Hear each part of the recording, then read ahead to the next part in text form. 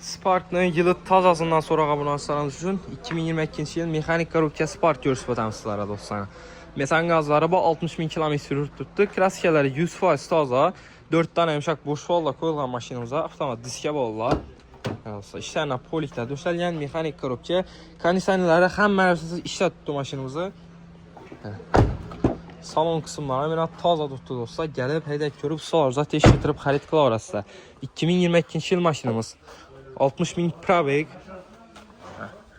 4 tane yumuşak boş balon. Hem mərsəsi var. Özü baxası 113 milyon som duradı. 108 milyon soma düşürdük. Naqd pul bası üstündə 1-2 som gəşdirib bərəmiz. 9 milyon som bilən avtokritika skada maşinimiz Pilus Satarskaya klasla 3 milyon 200 min somdan 5 yıla Aliktolov. Maşinimiz Koşubir avtomarketdə satıva qoyuldu. Gəlib xarid qılavrasıda Sparklarımızdan Vibralarımız yok dostlar. Gətirəcək gəlişdirib zor bahalı da qılıb bərəmiz. Yan tərəfdən sağdalarımızdan bol tutdu.